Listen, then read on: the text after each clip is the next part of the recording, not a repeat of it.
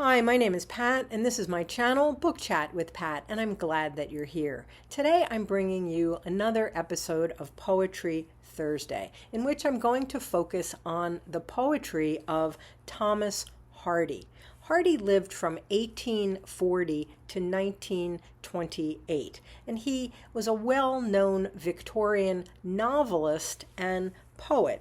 Although I think we think of him primarily as a novelist, the writer of Far from the Madding Crowd, Return of the Native, The Mayor of Casterbridge, Tess the Dubervilles, Jude the Obscure, he actually wrote poetry all through his life, and he regarded himself as primarily a poet. He published 8 volumes of poetry in his lifetime, about 1,000 poems. His first volume of poetry was published in 1898, but it contained about 30 years worth of poetry. He would go on to publish 7 more books of poetry. And in the last almost 35 years of his life, he actually published exclusively poetry.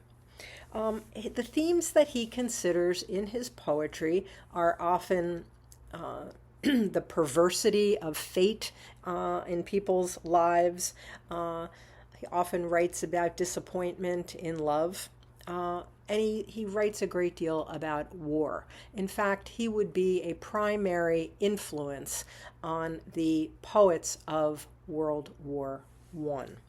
I'm going to read a few of his most famous poems. I'm going to start with the poem The Darkling Thrush.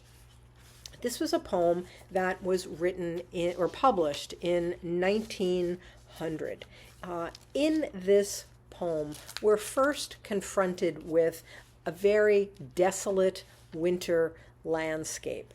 And it would seem that the landscape reflects somehow the speaker's sense of despair at the turn of the century. But then, introduced in the poem is the song of a bird, the Darkling Thrush. And this song kind of brings a new sense of hope for the future into the poem. So first, the Darkling Thrush. I leant upon a coppice gate when frost was spectre gray, and winter's dregs made desolate the weakening eye of day. The tangled bind stems scored the sky like strings of broken lyres, and all mankind that haunted nigh had sought their household fires. The land's sharp features seemed to be the century's corpse outlent, his crypt the cloudy canopy, the wind his death lament. The ancient pulse of germ and birth was shrunken, hard and dry, and every spirit upon earth seemed fervorless as I. At once a voice arose among the bleak twigs overhead in a full-hearted evensong of joy illimited.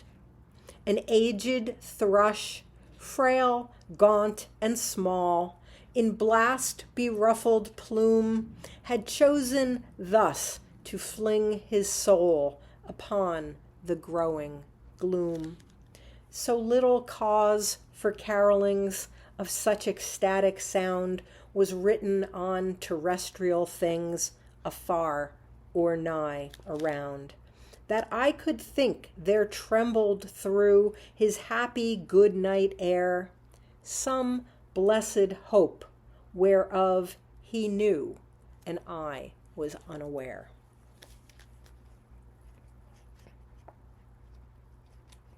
Next, I would like to read another very famous poem called The Channel Firing.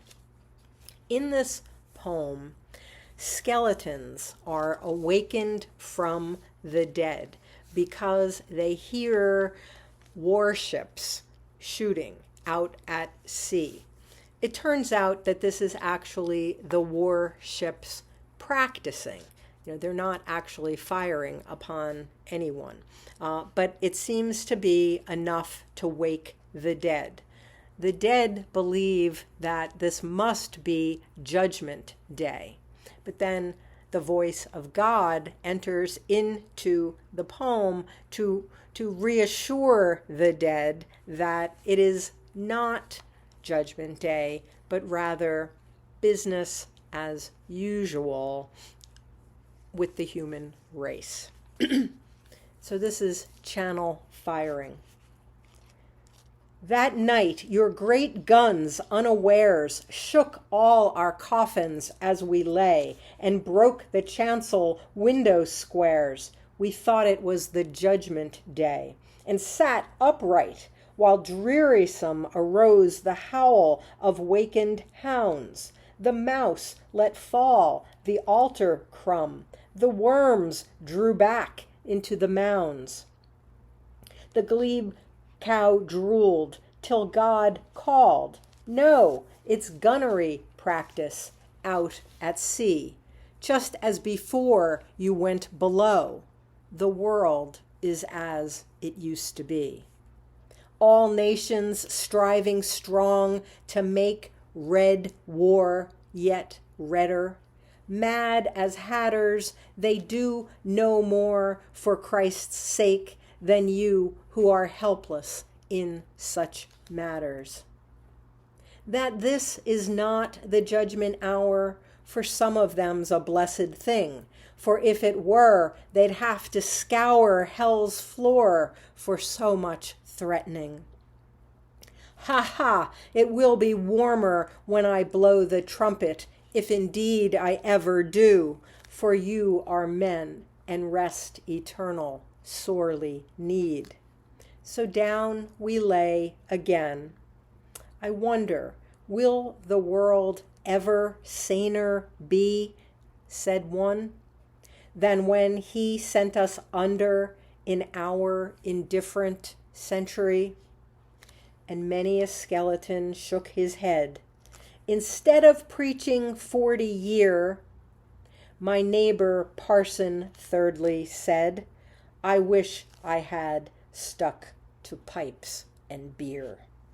Again the guns disturbed the hour, roaring their readiness to avenge, as far inland as Stourton Tower and Camelot and starlit Stonehenge. And finally, I'm going to read what might be his most famous poem, and that's The Man He Killed. This was first published in Harper's Weekly in 1902, and then it was later published in one of his poetry books in 1909. This is a dramatic monologue in which a man, a soldier, reflects upon his killing of an enemy soldier who easily could have been his friend had they met anywhere but on the battlefield. So the poem reflects on the senselessness and the wasteful tragedy of war. Just an interesting note. Last week I talked about Tim O'Brien's novel or collection of stories, The Things They Carried. And one of the stories in that book takes its title from Thomas Hardy. Hardy's poem is The Man He Killed. O'Brien's story, which is a reflection on killing a man that he identifies with, actually, killing a man in war, and he entitled his story, The Man I Killed. So this is Thomas Hardy's The Man He Killed. Had he and I but met by some old ancient inn, we should have sat us down to wet right many a nipperkin. But ranged as infantry and staring face to face, I shot at him as he at me, and killed him in his place. I shot him dead because he was my foe, just so. My foe. Of course he was, that's clear enough. Although he thought he'd list, perhaps offhand like, just as I was out of work, had sold his traps. No other reason why. Yes, quaint and curious war is. You shoot a fellow down, you treat, if met, where any bar is, or help to half a crown.